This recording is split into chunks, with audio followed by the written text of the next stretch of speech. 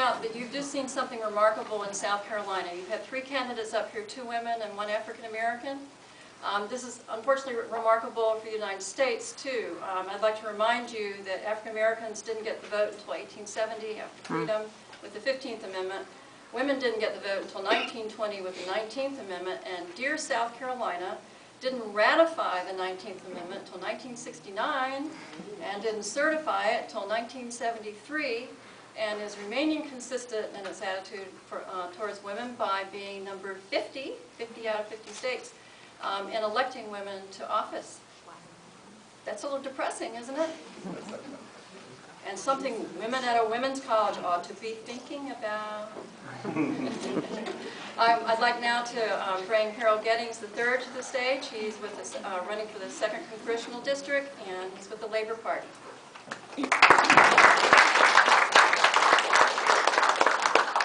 Thank you very much. As she just said, my name is Harold Geddings. I'm a proud union sheet metal worker and candidate for United States Congress. And Sue Edward just stole my entire platform. But I am the Labor Party nominee. I'm running against old Joe Uli Wilson. Must be embarrassing to have been in office for 13 years and only be known by your constituents for 2 words. But don't you think? Anyways, it's a real honor to be speaking here at a school from which my sister Deanna Rich just so recently graduated. So first of all, let's address the elephant in the room. Why run third party?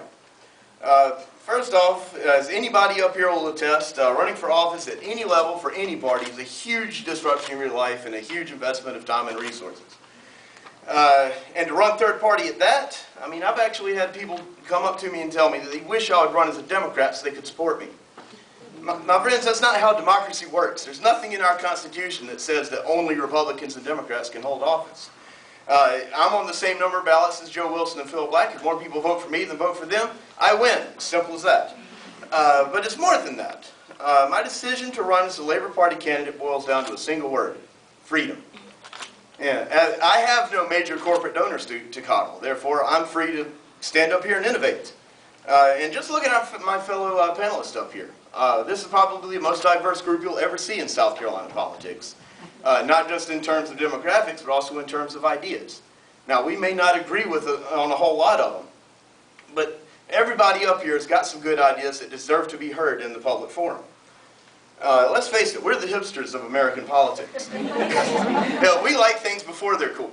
I mean, the Republicans and Democrats may not like to admit it, but every major social reform that's occurred in the last 150 years, from the 8-hour workday to the abolition of slavery, was originally a third-party idea.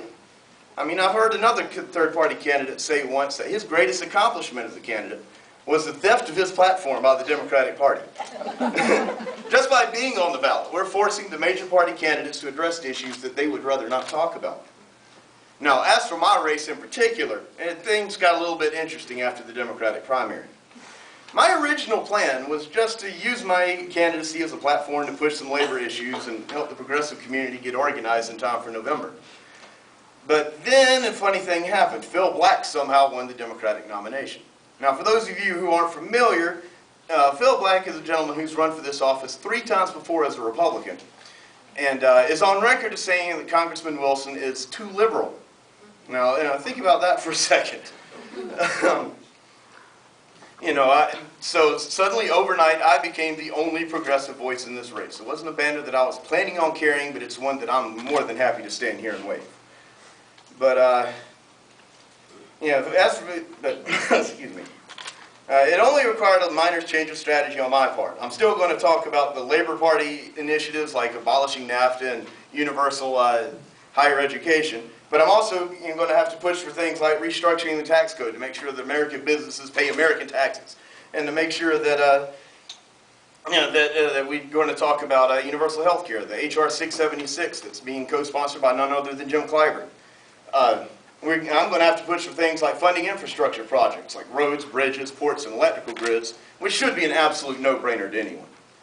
But my friends, I really don't care about party labels in the first place. I'm just an ordinary working-class guy who's sick of politics as usual. It's this knee-jerk, us versus them partisanship that got us into this mess in the first place. If elected, I vow to serve not the corporate interests that own Washington, but the working-class folks right here at home. And to that end, I will work with anyone, Republican, Democrat, Green, Labor, Libertarian, United Citizen, who shares my vision for a better America. So thanks again for giving me the opportunity to speak. I'm Harold Geddings. Check me out on Facebook or haroldgeddings.com, and let's get back to work. Thank you.